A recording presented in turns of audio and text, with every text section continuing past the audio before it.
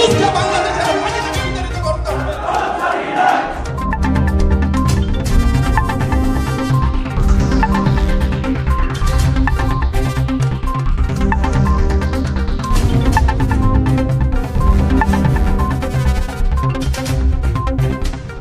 সম্মানিত সভাপতি, সাধারণ সম্পাদক সহ মঞ্চ উপস্থিত যারা আছেন এবং যত নেতৃবৃন্দ আছেন সবাইকে সালাম ও শুভেচ্ছা জানাচ্ছি। আসসালামু আলাইকুম।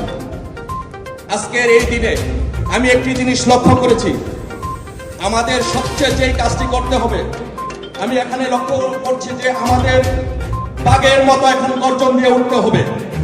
আপনারা একটি জিনিস লক্ষ্য করেছেন, যখন সিলেটের মেয়র জনাব আনোয়ারুজ্জামান চৌধুরী যখন মঞ্চ প্রবেশ করেছেন, তার পিছনে অসংখ্য নেতা কর্মী যারা এসেছেন তারা বাঘের মতো গর্জন দিয়ে এসেছেন। প্রত্যেকটি নেতা কর্মীদেরকে আমাদের আনোয়ারুজ্জামান চৌধুরীর মতো বাঘের মতো গর্জন দিয়ে এই ইউনূসকে বাংলাদেশের মাটি থেকে বিতাড়িত করতে হবে। আজকে আমাদের পিছনে থেকে